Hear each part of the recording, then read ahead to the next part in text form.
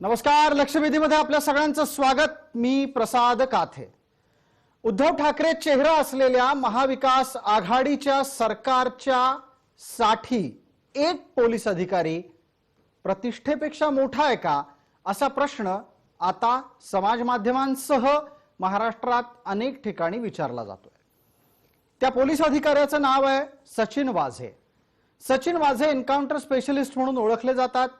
आतापर्यंत 60 पेक्षा अधिक लोकांना ठार करण्याचा आणि पोलीस दलातल्या भाषेत बोलायचं असेल तर 60 पेक्षा अधिक समाज विघातक व्यक्तींना यमसदनी धाडण्याचा कथित पराक्रम त्यांच्या नावावर आहे। सचिन वाझे यांनी पोलीस दलातली आपली कारकीर्द सुरू ठेवत असताना अनेकदा वादग्रस्त प्रकरणात हात घातला। बऱ्याचदा त्यामुळे त्यांचे आणि त्यांच्या आसपासच्या लोकांचे हात पोळले गेले। सगळ्यात जास्त वादग्रस्त प्रकरण ख्वाजा युनुस मृत्यू प्रकरण होतं।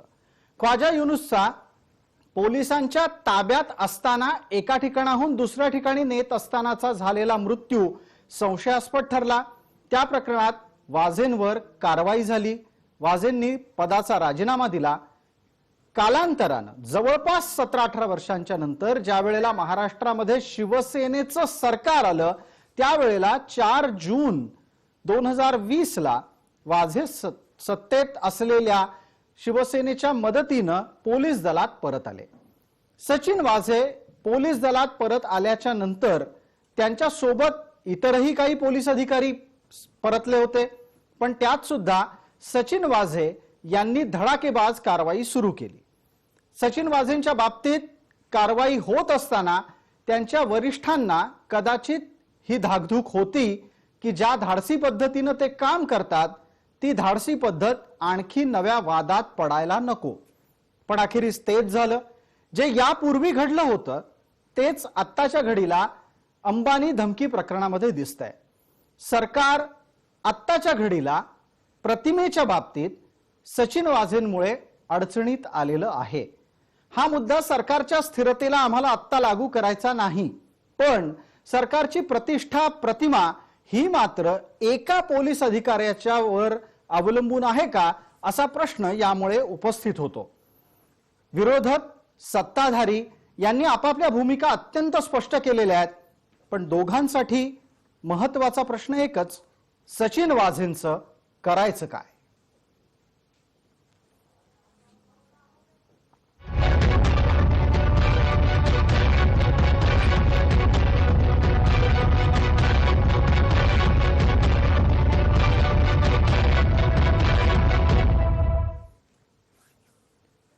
या चर्चेत आपल्याबरोबर सहभागी होणारे मान्यवर कोण आहेत त्यांचा मी आपल्याला परिचय करून देतो। आपल्या सोबत आहेत भारतीय जनता पार्टीचे प्रवक्ता ॲडव्होकेट राहुल नार्वेकर, हे भारतीय जनता पार्टीचे विधान परिषद सदस्य आहेत। आपल्या सोबत राष्ट्रवादी काँग्रेसचं प्रतिनिधित्व करण्यासाठी आहेत मुख्य प्रवक्ता महेश तपासे। आपल्या सोबत महाराष्ट्राचे माजी अपर पोलीस महासंचालक या नात्याने सगळ्यांना परिचित असलेले PK जैन आहेत आणि वरिष्ठ गुन्हे वार्ताहर, क्राइम मध्ये ज्यांच्या नावाचा दबदबा आहे असे पत्रकार प्रसाद नेरुरकर आपल्या सोबत आहेत। सर्व मान्यवरांचं आपण चर्चेमध्ये स्वागत करूयात। चर्चेची सुरुवात करण्यापूर्वी आज दिवसभरामध्ये कशा कशा पद्धतीने घटना घडत गेल्या त्याचा तपशील आपल्या समोर मांडणं अत्यंत गरजेचं आहे। सगळ्यात पहिल्यांदा अनिल देशमुख यांची भूमिका काय होती ते पाहावं लागेल। अनिल देशमुख हे महाराष्ट्राचे गृहमंत्री आहेत। ज्या वेळेला विरोधकांनी वाझेंच्या निलंबनाचा आग्रह धरला त्यावेळेला अनिल देशमुखांनी बदलीचा विषय केला। अनिल देशमुख सभागृहात काय बोलले ते पाहूया। मनसुख हिरेन याच्या हत्येचा तपास मयत इस्माच्या पतीने दिलेल्या जबाबासापेक्ष ATF करीत आहे। तपासात सत्य आहे ते बाहेर येईलच। विरोधी पक्षाकडे असलेले पुरावे त्यांनी ATFला द्यावे। कोणालाही पाठीशी घालण्याचा उद्देश राहणार नाही। व त्याचबरोबर सचिन वाझे सध्या ज्या क्राइम ब्रँचवर कामाला आहे त्या ठिकाणाहून त्यांना हटवून येऊन दुसऱ्या ठिकाणी त्यांना कामाला त्यांची बदली करण्यात आलेली आहे। क्राइम ब्रँच मधून त्यांची बदली दुसऱ्या ठिकाणी करण्यात आलेली आहे। अनिल देशमुख म्हणतात त्यांची बदली करण्यात आलेली आहे, वाझेंची बदली झालेली आहे असं अनिल देशमुखांनी सांगितलं असलं तरी त्याचे अद्याप या क्षणापर्यंत कागदोपत्री पुरावे नाहीत। ते कुठल्या पदाला गेले, त्यांना कोणतंही पद दिलं गेलेलं नाही का, असे अनंत प्रश्न त्या निमित्तानं जन्माला आले. याच बरोबर ज्या विरोधी पक्षानं वाझेंच्या निलंबन आणि अटकेची मागणी केली तो विरोधी पक्ष या भूमिकेवर अद्याप कायम आहे. खाली एकूणच जी राज्यामध्ये सरकारच्या विरोधात भावना तयार झाली, त्यामुळे सरकारने सचिन वाझेंना त्यांच्या पदावरनं दूर करण्याचा निर्णय घेतलेला आहे. खरं म्हणजे मी असं म्हणेन, जो बूंद से गई वो हौद से नहीं आती. तथापि हा निर्णय घेतला असला तरीही जोपर्यंत या संपूर्ण पुराव्याच्या आधारावर त्यांच्यावर कारवाई होत नाही आणि मनसुख हिरण यांना जोपर्यंत न्याय मिळत नाही तोपर्यंत वेगवेगळ्या माध्यमातून आमचा लढा सुरूच राहील. या सगळ्या घटनाक्रमात एक आणखीन महत्वाचा विषय येतो, तो म्हणजे राजकीय पक्षांची वाझे या मुद्द्यावर सचिन वाझेंच्या बाबत भूमिका काय. पटकन ग्राफिक्सच्या माध्यमातून ती जाणून घेऊ आणि आपल्याला लगेचच चर्चेला सुरुवात करायची आहे. काय म्हणतोय कुठला राजकीय पक्ष ते जाणून घ्या. आपल्यासमोर ग्राफिक्स येत आहे. सचिन वाझेचं करायचं काय या प्रश्नाला भाजपचं उत्तर आहे, वाझेला निलंबित करा आणि अटक करा. शिवसेना म्हणते वाझेला हात लावायचा नाही, अशी स्पष्ट भूमिका त्यांच्या आमदारांनी सभागृहात घेतली. राष्ट्रवादी काँग्रेसची भूमिका आहे वाझेंची बदली करू. तर काँग्रेस या प्रकरणामध्ये सभागृहामध्ये पूर्णपणे गोंधळलेली दिसतेय. आपण चर्चेसाठी आपल्या मान्यवरांकडे परत येतोय. आपल्या सोबत राहुल नार्वेकर आहेत, महेश तपासे आहेत, PK जैन आहेत आणि प्रसाद नेरुरकर आहेत. पहिला प्रश्न माझा प्रसाद नेरुरकर यांना आहे. प्रसादजी, सचिन वाझेचं करायचं काय या प्रश्नाच्यासाठी सत्ताधाऱ्यांना उत्तर का सापडत नाहीये. या निमित्तानं विरोधकांनी एक प्रश्न उपस्थित केला की सचिन वाझेंकडे अशी कुठली गुपितं आहेत जी उघड होतील याची भीती सत्ताधाऱ्यांना वाटते. तुम्हाला वाटतं सचिन वाझेंसारखा माणूस हा कुणाच्या ना कुणाच्या तरी गुपितांना राखत असू शकतो आणि त्याच्यासाठी सत्ता आता वाझेंचं संरक्षण करू शकते?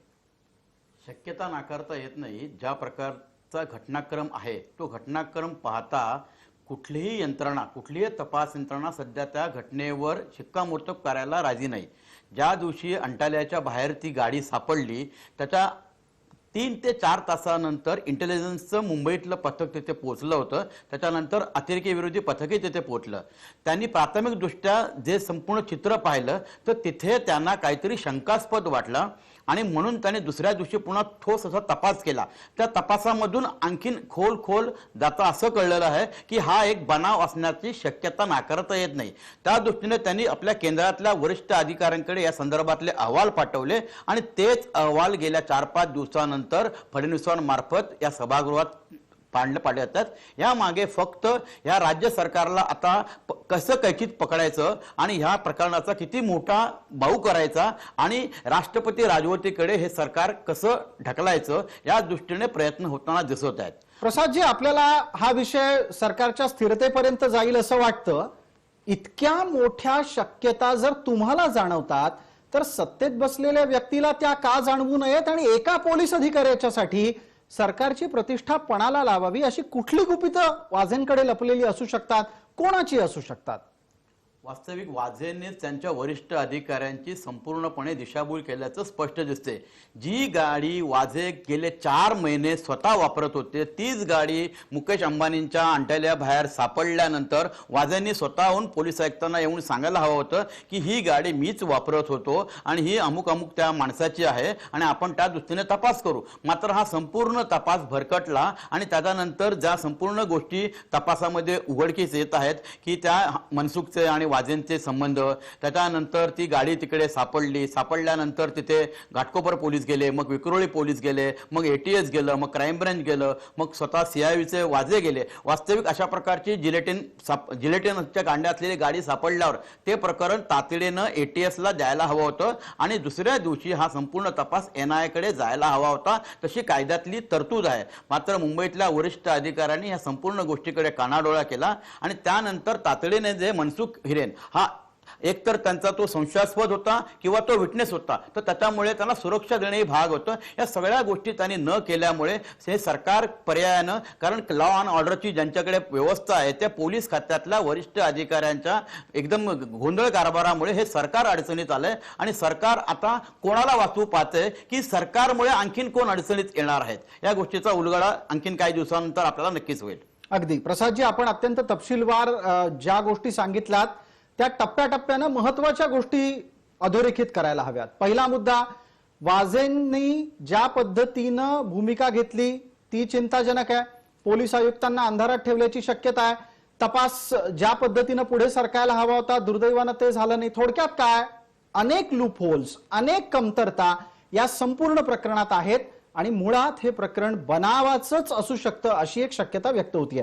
मला पटकन आता राहुल नार्वेकर यांना एक प्रश्न विचारायचा आहे. राहुल नार्वेकर आत्ताच्या घडीला आपल्यासोबत विधान भवनातून जोडले गेलेले आहेत. राहुलजी, माझा आवाज आपल्यापर्यंत येत असेल? मला आपल्याला थेट विचारायचं आहे, ज्या गोष्टी पत्रकार या नात्यानं प्रसाद नेरुरकर यांना समजू शकतात त्या सत्तेत बसलेल्यांना समजू शकत नसतील का? एक, आणि जर त्या समजत असतील तरीही वाझेंच्या पाठीमागे शिवसेना कणखरपणे उभी आहे असं चित्र महाराष्ट्रात का जाऊ दिलं जातं आहे?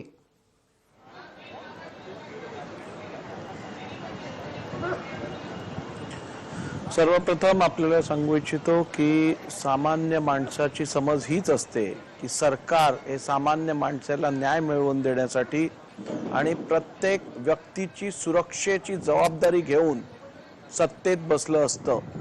परंतु आज सुधीर भाऊंनी सांगितल्याप्रमाणे या जनतेला हे ठाकरे सरकार नसून ठार करे सरकार अशा प्रकारचं हे सरकार दिसून येत आहे.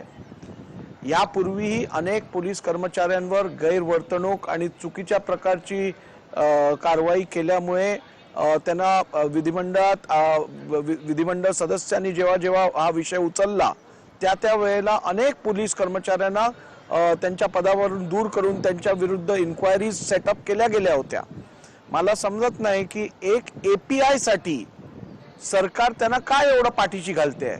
या API ला बाजूला करून निलंबित करून कोणते पुरावे समोर येण्याची भीती सरकारला आहे, या सगळ्या गोष्टींचा खुलासा आज सरकारकडे जेव्हा मागितला गेला तेव्हा त्यांच्याकडे, माफ करा राहुल नार्वेकरजी, आपल्याला मला असं विचारावंसं वाटेल की विरोधक मागतायत म्हणून पोलीस अधिकाऱ्यावर कारवाई करा, हे सुद्धा पोलीस दलाच्या खच्चीकरणाला पुरेसं असतं अशा प्रकारचा तर्क सत्ताधारी देत आहेत. सत्ताधाऱ्यांचं म्हणणं आहे विरोधकांनी आरोप लावले म्हणून तात्काळ कारवाई करण्याची गरज नसते, चौकशीनंतर कारवाई होऊ शकते.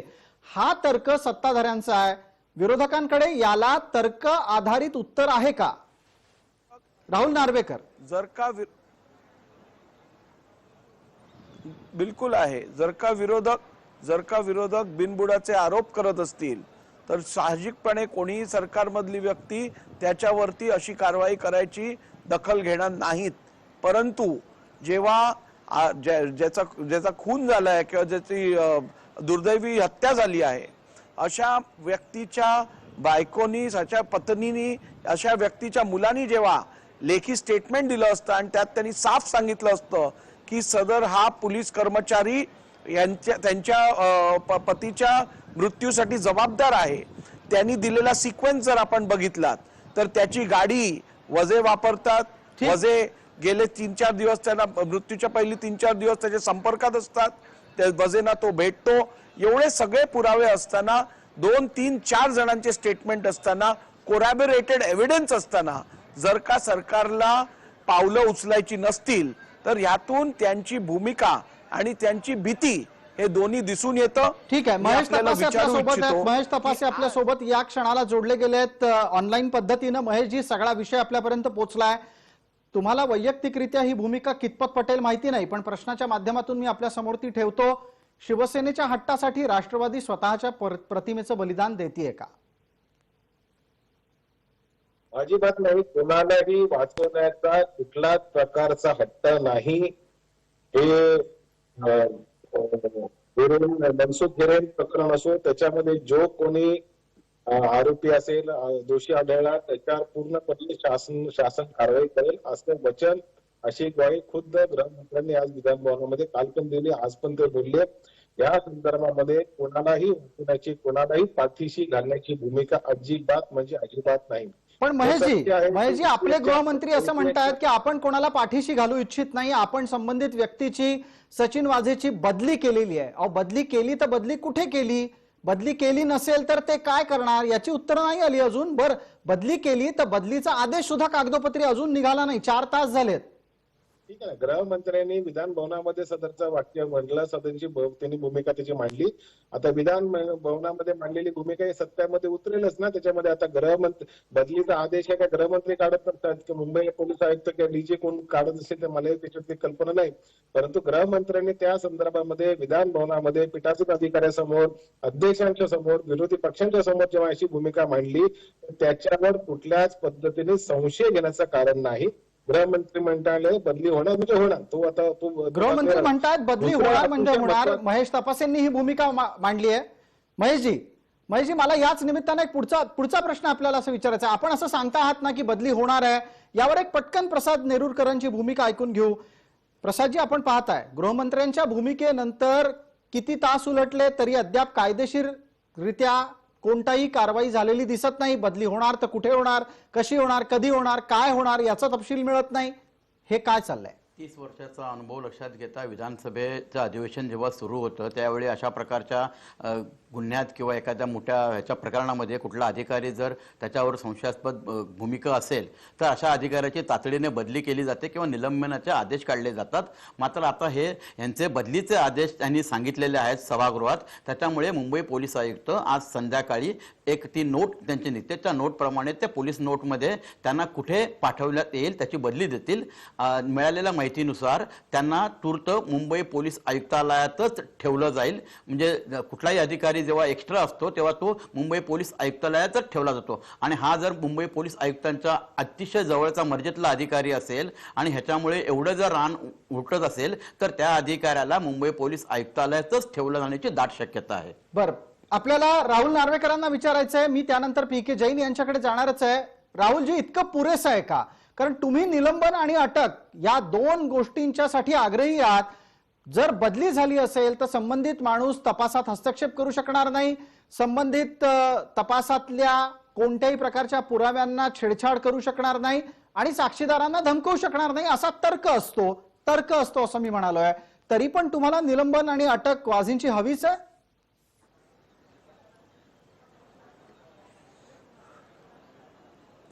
खऱ्या अर्थाने आपण जर बघितलं ज्या प्रकारचे पुरावे आणि ज्या प्रकारचे स्टेटमेंट्स या केसमध्ये रेकॉर्डवरती आले आहेत ते बघितल्यानंतर इतर कोणीही व्यक्ती असती तर आतापर्यंत त्याला पोलिसांनी अटक केली असती. नंबर 1. नंबर 2, तसं नसतानाही या व्यक्तीला, सदर अधिकाऱ्याला आपण इतके दिवस या केसवर काम करायला देऊन संपूर्ण पुरावे नष्ट करायची संधी दिली आहेत हे पण नाकारू शकत नाही. आणि त्यामुळे IPC 201 खाली खरं तर त्यांना अटक करायला पाहिजे होती पुरावे नष्ट करण्यासाठी. नंबर 2, आपण जर बघितलं तर एकूण ह्या आपल्याकडे हा जो इन्व्हेस्टिगेटिंग अथॉरिटी आहे ही केस NIA कडे ट्रान्सफर करायला आणि ही केस अँटी टेररिस्ट स्क्वॉड कडे ट्रान्सफर करायला इतका वेळ सरकारने का घ्यावा किंवा अधिकाऱ्यांनी का घ्यावा याबद्दलही एक मोठी शंका निर्माण होते. आणि त्याचबरोबर आपण जर बघितलं तर एकूण या संपूर्ण केसमध्ये केवळ एका अधिकाऱ्याच्या भोवती पूर्ण सरकार फिरत राहत आहे याचं कारणही जनतेला समजणं आवश्यक आहे. खरं तर अशा व्यक्तीस त्वरित निलंबन करून या निमित्तानं आपण पी.के. जैन यांना बोलतं करूयात. पी.के. जैन, आपण आपल्या पोलीस दलातला दीर्घ अनुभव गाठीशी ठेवून 100% आम्हाला मार्गदर्शन करालच की वाझेंच्या बदलीच्या आदेशाला उशीर लागतोय का त्यात सुद्धा प्रशासकीय प्रक्रिया पार पाडली जातीये?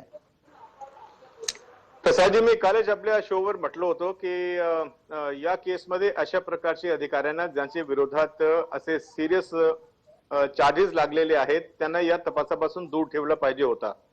खरं तर माझे पूर्वी एक आपले वक्ते आहेत त्यांनी ते बोललेले आहेत की ज्या अधिकाऱ्यांनी ती गाडी वापरली त्यांनी त्याबद्दल कोणतीही माहिती आपल्या वरिष्ठ अधिकाऱ्यांना दिली नाही. त्याच्यानंतर त्याचे हिरेंशी काय संबंध होते त्याबद्दल त्यांनी माहिती दिली नाही आणि ते या तपासासोबत जोडले गेले आणि जुळून राहिले. तर हा एक मोठा मॉरल टर्पिट्यूडचा मुद्दा आहे. म्हणजे बाकी त्यांनी कागदोपत्री काय त्या तपासाला नुकसान पोहोचवलं ती वेगळी गोष्ट आहे. मॉरल टर्पिट्यूडचा मुद्दा आहे. त्या माणसाने सुरुवातीला सांगितले पाहिजे होतं की ही गाडी माझ्या ताब्यात होती, मी चालवत होतो, मी वापरत होतो वगैरे. याच्यामध्ये बरेचसे म्हणून. आणि दुसरी गोष्ट आहे की FIR मध्ये त्याचं नाव संशयित बनवून दिल्यानंतर सुद्धा अज्ञात इसमाविरुद्ध FIR दाखल करण्यात आलेली आहे. त्याच्यामध्ये कमीत कमी संशयित म्हणून याचं नाव टाकलं पाहिजे होतं, जो पहिला पान असतो FIRच्या सोबत स्टेटमेंट जोडलेली असते, सविस्तर स्टेटमेंट. पण बरोबर. FIR ची जी ऍक्च्युअल फॉर्म आहे त्याच्यामध्ये सुद्धा आरोपी अज्ञात दाखवण्यात आलेले आहेत. जेव्हा की शेवटच्या पॅरामध्ये मी FIR वाचलेली आहे, शेवटच्या पॅरामध्ये स्पष्टपणे त्याच्या नावाचा उल्लेख करण्यात आला आहे की आमचा त्याच्यावर संशय आहे आणि ते जबाबदार आहेत. म्हणून अशा परिस्थितीमध्ये त्यांना या तपासासोबत ठेवण्याचं काहीही औचित्य नाही. त्यांना सुरुवातीलाच वेगळा केला पाहिजे पी के होता. जैन साहेब, आपण आणि अत्यंत एक कायद्याप्रमाणे महत्वाचा कारवाई केली खुलासा या निमित्तानं केला, तो FIRच्या संदर्भातला आहे आणि हा प्रश्न सत्ताधारी गटाला पण नक्कीच विचारला जाईल. पण तुम्ही पण सांगा की ज्या व्यक्तीवर मयत व्यक्तीच्या पत्नीनं संशय व्यक्त केलेला आहे त्या सचिन वाझेंना संशयित म्हणून सुद्धा FIR मध्ये का नोंदवलेलं नसेल? याचमुळे सरकार संबंधित व्यक्तीला सचिन वाझेंना वाचवू पाहतंय असा संकेत जातो का? हो, चुकीचा संकेत नक्की जातो. कारण एकतर त्याचं नाव असून सुद्धा त्यांच्यावर कारवाई केली जात नाही, त्यांना तपासामधून वगळला जात नाही, त्याची बदलीला एवढा वेळ लागतो. म्हणजे याच्यामध्ये कुठेतरी संशयाचं वातावरण निर्माण होतोच. म्हणजे ही जी विरोधी पक्षांनी केलेली मागणी आहे त्याबद्दल मी काही बोलणार नाही. पण ऍडमिनिस्ट्रेटिव्हली माझ्याकडे अशा प्रकारची केस आली असती तर लगेच त्याला एकतर या तपासामधून बाजूला केलं असतं आणि त्याची एक सविस्तर चौकशी इन्व्हेस्टिगेशन सुरू केली असती. आणि आतापर्यंत कुठल्या तरी प्रायमा फेसी कुठल्या तरी नतिजापर्यंत आमचे इन्व्हेस्टिगेटिंग ऑफिसर पोहोचले असते असं मला वाटतंय. अगदी थोडक्यात वेळकाढूपणा झालाय, वेळकाढूपणाचा परिणाम तपासावर होऊ शकतो हे कोणीही नाकारणार नाही. महेश तपासे, आपल्याला उत्तर द्यायचं आहे. इथे एक अत्यंत महत्वाचा आणि तांत्रिक मुद्दा उपस्थित झाला. FIR नोंदवली गेली, प्राथमिक गुन्ह्याचा अहवाल नोंदवला गेला, प्राथमिक माहिती अहवाल नोंदवला गेला. प्राथमिक माहिती अहवालामध्ये संशयित म्हणून वाझेंचं नाव यायला हवं होतं असं पी के जैन यांनी निरीक्षण नोंदवलं. वाझेंचं नाव FIR मध्ये येतच नाही. असं जैन साहेब एक माजी पोलीस अधिकारी आहेत, त्यांचा प्रशासकीय अनुभव फार दांडगा आहे. तर त्यांनी जी भूमिका मांडली कदाचित रास्त असेल, त्याच्यामुळे माझं दुमत अजिबात नाही.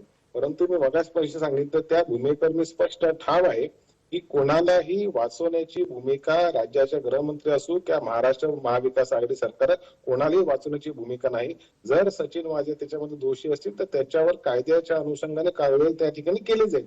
परंतु त्याला विधान भवनामध्ये ज्या पद्धतीने सगळं ठीक आहे, विरोधी पक्षाचा अधिकार आहे, सन्मान्य सदस्यांचा तो अधिकार आहे, त्यांनी जरूर करावा. त्याचबरोबर ज्या पद्धतीची भूमिका गृहमंत्र्यांनी मांडली त्याचाही आदर विरोधी पक्षांनी आणि राज्य तपासेजी, आपण वारंवार हीच भूमिका घेताय की कोणालाही आपण सोडणार नाही, दोषी व्यक्तींवर कारवाई होईल, पण हे शब्द कृतीमध्ये उतरत नाहीयेत. आज बदलीच्या संदर्भातली त्यांनी कारवाई करण्याचं आश्वासन दिलं. आता पुढे ATAच्या तपासातलं काय होतं आणि खरंच जर त्याच्यामध्ये ज्या पद्धतीने आता जैन साहेब म्हणाले तर मुंबई पोलीस आयुक्त काय भूमिका घेतो याच्याकडे सगळ्या गोष्टींकडे आमचं पण लक्ष आहे ना. अगदी प्रसाद नेरुरकरांना आपण पटकन विचारूयात. सत्ताधारी गटाचा हा तर्क आहे की कोणालाही आम्ही सोडणार नाही. वास्तविक सचिन वाझे यामध्ये दोषी असतील आणि आढळले तर त्याला सरकार काय कोणीही वाचवू शकत नाही. आणि तुम्हाला हेच सांगतोय की कुठल्याही प्रकारचे पुरावे नष्ट झालेले नाही आहेत. महाराष्ट्राची ATS ही अतिशय सक्षम अशी यंत्रणा आहे आणि मुंबईच्या ATS मध्ये अतिशय मातब्बर असे अधिकारी आहेत. ते त्यांनी यापूर्वीही मुंबईच्या क्राईम ब्रँचमध्ये काम केलेलं आहे आणि हे वाझेंचे वरिष्ठ म्हणून काम केलेलं आहे. त्याच्यामुळे वाझेंच्या संपूर्ण कार्यपद्धती त्यांना अवगत आहेत आणि यापूर्वीच्या जितक्या संशयास्पद प्रकरणामध्ये वाझेंचा सहभाग होता त्यात आताच्या तपास अधिकाऱ्यांना त्या सगळ्या गोष्टींच्या अवगत आहेत. त्याच्यामुळे त्यांच्या मोबाईलचे लोकेशन पासून तो डम डेटा पासून संपूर्णपणे तो तपास आता ATSने अंतिम टप्प्यात आलेला आहे. कोणत्याही क्षणी ATS सचिन वाझेवर गुन्हा दाखल करू शकते अशी परिस्थिती आहे आणि ATS तेवढं सक्षम आहे. फक्त सरकारने त्यांना पूर्ण सहकार्य करायला हवं आणि कुठल्याही प्रकारचा राजकीय हस्तक्षेप जर झाला नाही तर या प्रकरणामध्ये वाझेंची अटक ही अटळ आहे असं मुंबई पोलीस दलातील काही वरिष्ठ अधिकारी ठामपणे सांगतात. प्रसाद नेरुरकर, आपण अत्यंत ठामपणे याच भूमिकेला मांडलं, त्याच्यासाठी आभार. आपलं निरीक्षण आपण नोंदवलं. पण हे बोलत असताना तुमच्याकडून एक महत्वाचा उल्लेख झाला की यापूर्वी पण अनेक संशयास्पद प्रकरणं सचिन वाझेंच्या नावाबरोबर जोडली गेलेली आहेत. मला एक वेगळा प्रश्न आपल्याला विचारायचा आहे. इतका वादग्रस्त अधिकारी जो स्वतः राजीनामा देऊन बाहेर पडलेला आहे, तो एका राजकीय पक्षात गेलेला आहे, त्या व्यक्तीला पुन्हा एकदा पोलीस दलात का घेतलं गेलं असेल? राजकीय इच्छाशक्ती असल्यावर काही होतं. वास्तविक शिवसेनेमध्ये ही प्रथाच आहे की अगदी म्हणजे शाखा प्रमुखाला देखील मंत्री केलं जातं आणि विभाग प्रमुखाला देखील मुख्यमंत्री केलं जातं. मात्र मुंबई पोलीस खात्यामध्ये तसं होत नाही. जर एपीआय दर्जाच्या अधिकाऱ्याला जर घेतलंच असेल, ते पण का घेतलं होतं की कोरोना काळामध्ये बरेचसे पोलीस अधिकारी हे घरी बसवण्यात आले होते, त्यांना रजेवर जाण्यास सांगण्यात आलं होतं आणि मोठ्या प्रमाणावर अधिकाऱ्यांची कमतरता जाणवत होती. तर तिथे असं ठरलं की जे सस्पेंडेड आहेत, म्हणजे 75% पगार घेत आहेत, तर त्यांना का कामावर बोलू नये. काहींचे गुन्हे अतिशय क्षुल्लक स्वरूपाचे होते, पण त्यातील ज्या प्रकरणामध्ये वाझे अडकले होते, तर वाझेंचाही त्या लिस्टमध्ये समावेश झाला. यामागे नक्कीच राजकीय कारण 100% असणार आहे. त्याशिवाय असं हे होणार नाही. कारण वाझे हे ठाण्यातून आले होते, ठाण्यात त्यांचा राजकीय प्रवेश झाला होता. त्यावेळी व्यासपीठावर उपस्थित असलेले नेते हे आज सरकारमध्ये आहेत आणि वाझेंच्या पाठी कुठलं सरकारी पाठबळ आहे हे सर्वसामान्य जनतेला नाही, तर मुंबई पोलीस खात्यातल्या अधिकाऱ्याने म्हणतं. मात्र गेल्या 2 महिन्यातल्या वाझेंनी जे सरकारला अपेक्षित असं आणि सरकारच्या उपयोगी ठरेल असं जे अर्णब गोस्वामीचं प्रकरण उरकून काढलं आणि त्यातून अर्णब गोस्वामीला बॅकफुटला जाण्यामध्ये प्रचंड मोठ्या प्रमाणावर पाडलं. त्यामुळे सरकार त्याच्यावर थोडंसं खुश होतं आणि तो मुंबई पोलीस दलातल्या काही वरिष्ठ अधिकाऱ्यांचा ब्लू ॲड बाय झाला होता.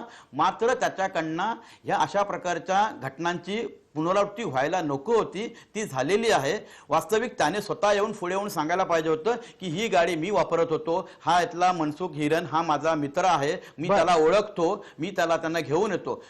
5% पर्यंत हा प्रकरणाचा तपास वाझे आणि त्यांचे वरिष्ठ अधिकारी करत होते. मात्र 4-5 दिवसामध्ये वरिष्ठ अधिकाऱ्यांनी शंका आल्या, म्हणूनच गेल्या मंगळवारी वाझेंच्या ऐवजी नितीन अलगनुरे म्हणून क्राईम ब्रांच मधल्या एका ज्येष्ठ अधिकाऱ्याच्या एसीपीच्या अधिकाऱ्याचा तो तपास देण्यात आला आणि वाझेंकडचे पेपर त्यांना देण्यास सांगण्यात आले होते. मात्र 2 दिवसामध्येच ज्यावेळी हिरेन यांचा मृत्यू झाला, त्याच्यानंतर या प्रकरणाला पूर्णपणे कलाटणी मिळालेली आहे आणि हीच कलाटणी आता एटीएसच्या आहे. अगदी. आता महेश तपासे, आपल्यासाठीचा प्रश्न, ही सगळी हिस्ट्री, हा सगळा इतिहास हा काही राजकारण्यांना माहित नसेल असं नाहीये. गृह विभाग तुमच्या पक्षाकडे आहे. अशा वेळेला संबंधित व्यक्तीला पोलीस दलामध्ये का येऊ दिलं? नेरुरकर साहेब जे म्हणाले पहिल्या त्यांच्या सुरुवातीच्या वक्तव्यामध्ये की कोरोनाच्या काळामध्ये अनेक अधिकारी परत घेण्यात आले. आता अशाच पद्धतीने ही नियुक्ती देखील झाली असावी, याच्या संदर्भात कुठलाही राजकीय हेतू ठेवून की कुणाला घेऊन कुणाचा असं काय करायचं तशातलं काय भूमिका नाही. ज्या पद्धतीने अनेक बाकीच्या निलंबित अधिकाऱ्यांना घेण्यात आलं, त्याच पद्धतीने सचिन वाझेंनाही घेण्यात आलं असावं. माझा काय त्यांच्याशी परिचय नाही, परंतु ज्या पद्धतीने नेरुरकरांनी आणि जयंत साहेबांनी जे व्यवस्थित त्या पोलीस दलाच्या संदर्भातली माहिती सांगितली ती योग्यच आहे, कारण अनेक अधिकाऱ्यांना घेण्याची भूमिका घेतली. आता ह्या सगळ्या संदर्भामध्ये जेव्हा संशयाची सुई एखाद्या संदर्भामध्ये आली त्यावेळेला पण महेशजी आपण असं म्हणता ना की कोरोना काळात हा निर्णय झालेला असू शकतो, पण हा निर्णय घेताना एक सत्सद विवेक बुद्धी सत्ताधारी म्हणून जागृत ठेवण्याची अपेक्षा होती. तशी सत्सद विवेक बुद्धी गृह विभागाकडून दिसली आहे का? राज्याच्या माजी मुख्यमंत्र्यांनी ज्या पद्धतीने काल आणि आज विधान भवनामध्ये त्यांची भूमिका मांडली, ज्या पद्धतीने जे तक्रारदार म्हणजे हिरेन कुटुंबियांच्या संदर्भातली मांडली, ते त्या पद्धतीने सगळं चांगलं. त्याच्यामुळे आज गृहमंत्र्यांनी आश्वासन दिले. आता ज्या पद्धतीने एटीएस अवाई बघू काय. अगदी. आपण दिलेल्या उत्तराच्या अनुषंगाने पीके जैन यांच्यासाठी पुढचा प्रश्न आहे.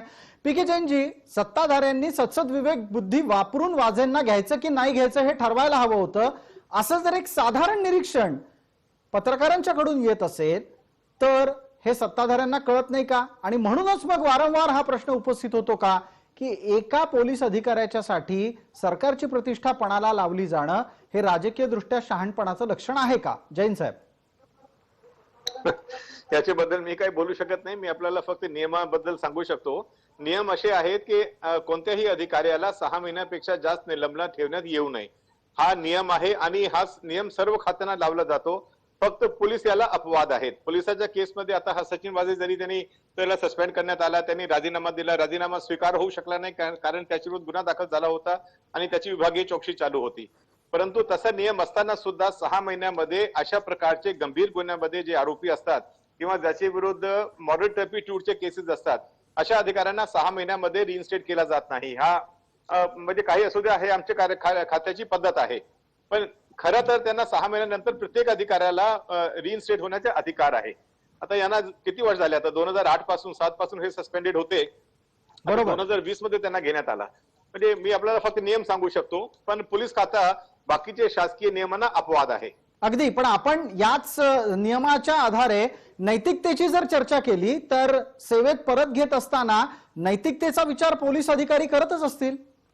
आम्ही करतो. त्याचा विचार केल्यानंतर असे अधिकारी जरी रिइन्स्टेट झाले तर त्यांना कुठेतरी आर्म्ड ब्रांच मध्ये किंवा बाजूच्या ब्रांच मध्ये ठेवला जातो. म्हणजे त्यांना आम्ही मेन स्ट्रीम पोलिसिंग मध्ये आणत नाही.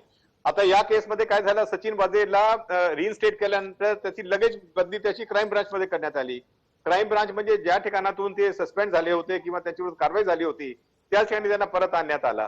तो माझ्या मते क्वेश्चनेबल इश्यू आहे, कारण की त्याच्यामध्ये प्रत्येक अधिकारी त्यांच्या स्वतःचे मताप्रमाणे कारवाई करतो. आता याच्यामध्ये कोणत्या कारणामुळे त्यांना पुन्हा क्राईम ब्रांच मध्ये नेमण्यात आला याबद्दल मी काय सांगू शकणार ठीक नाही. आहे. पण माझं असं म्हणणं आहे की जरी अधिकाऱ्यांची कमतरता असेल आणि त्यांना रिइन्स्टेट केला जात असेल तरी त्यांना कुठेतरी बाजूच्या खात्यामध्ये ठेवलं पाहिजे, ज्या ठिकाणी त्यांचा पब्लिक कॉन्ट्रॅक्ट कमी होतो आणि ते खात्याला जास्त नुकसान पोहोचू शकत नाही. तसेच आम्हाला मॅन पॉवर सुद्धा उपलब्ध होते.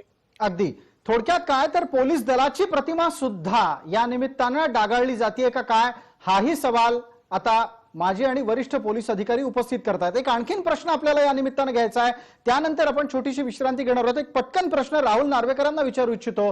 राहुल नार्वेकर, आपल्याला या चर्चेच्या अनुषंगानं मला असं विचारायचं आहे की मग काही विशिष्ट हेतूनं सचिन वाझेंना पुन्हा पोलीस दलात आणलं गेलं, हा तुमचा आरोप बळकट होतोय का? आणि जर तसं असेल तर त्यासाठी तुमच्याकडे द्यायला काही उदाहरणं आहेत का?